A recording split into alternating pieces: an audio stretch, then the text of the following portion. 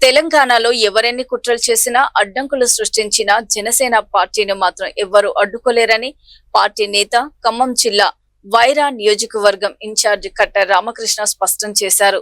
జనసేన పార్టీని విస్తరించాలని, రాబోయే రోజుల్లో బలోపేతం చేయాలని ఆ పార్టీ అధినేత పవన్ కళ్యాణ్ సైతం నిర్ణయించారని ఈ సందర్భంగా రామకృష్ణ గుర్తు చేశారు. భద్రాద్రి కొత్తగూడెం జిల్లా జూలూరుపాడు మండలంలో జనసేన పార్టీ ముఖ్య కార్యకర్తల సమావేశంలో ఆయన పేర్కొన్నారు. తెలంగాణలో జనసేన పార్టీ విస్తరణ, బలోపేతానికి కార్యకర్తలు సన్నద్ధం కావాలని ఆయన పిలుపునిచ్చారు. పవన్ కళ్యాణ్ గారు 10 రోజులు ఉపవాసం చేస్తారని అంటున్నారు. దీని మీద మీ కామెంట్ ఏంటండి?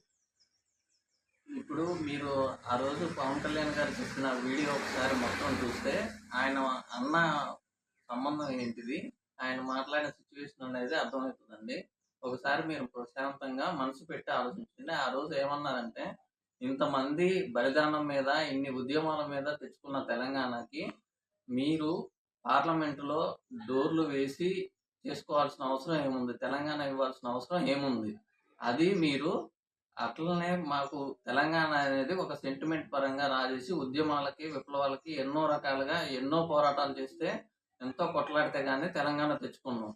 ఆ తెలంగాణ తెచ్చుకున్న రోజు మీరే, మీ సోనియా గాంధీ గారు కానీ, కాంగ్రెస్ పార్టీ నాయకులు గారు కానీ తెలంగాణలో ఒక సభ పెట్టి, లేకపోతే మేము తెలంగాణ ఇస్తున్నాం అని చెప్పేసి ఒక డిగ్నిఫైడ్గా, ఒక మంచిగా మా కార్యకర్తలకి, మా తెలంగాణ వాళ్ళకి, మా తెలంగాణ వాళ్ళ మధ్యలో చెప్తే ఆ రెస్పాండ్ అనేది ఎట్లా ఉంటుంది? మీరు తలుపులు వేసి మేము తెలంగాణ ఇచ్చినాం అని చెప్తున్నారు కదా. తెలంగాణ ఇచ్చిన రోజుల్లో మీరు కాంగ్రెస్ పార్టీలో పార్లమెంట్లో మీరు ఎన్ని ఓట్లు వేశారు, బీజేపీ వాళ్ళు ఎన్ని ఓట్లు వేశారు, ఇతర వామపక్షాలు ఎన్ని ఓట్లు వేశాయి? ఇప్పుడు మీరు చూసుకున్నట్లయితే ఆ రోజు ఉన్న పరిస్థితికి కాంగ్రెస్కి ఆ బలం అనేది లేదు. అందరూ సపోర్ట్ చేయబట్టే తెలంగాణ వచ్చింది. కాబట్టి మేము సోనియా గాంధీ తెలంగాణ ఇచ్చింది అని అంటే, సోనియా గాంధీ తెలంగాణ ఇవ్వలేదు. అందరూ కలిసి తెలంగాణని విభజించారు. ఆ విభజన ఎట్లా జరిగింది అనే దాని మీదే పవన్ కళ్యాణ్ గారు పాదయాత్ర కానీ తెలంగాణ ఇవ్వటంలో కళ్యాణ్ గారికి ఎలాంటి నిష్పక్షపాత లేదు. ఆయనకి తెలంగాణ సామాజిక తెలంగాణ అని చెప్పేసి మేము 2009 ప్రజారాజ్యం టైంలోనే కళ్యాణ్ గారు మాట్లాడటం జరిగింది. అప్పటికి మీరు మాట్లాడారో మాకు తెలియదు కానీ మేము 2019లో తెలంగాణకి సామాజిక తెలంగాణ అనేది మేము ఖచ్చితంగా అప్పుడే కట్టుబడి ఉన్నాము. దాన్నే ముందర తీసుకెళ్లారు. ఈ సందర్భంగా మన నియోజకవర్గ ప్రజలకు మీ జనసేన పార్టీ తరఫున ఎలాంటి హామీ ఇస్తారండి?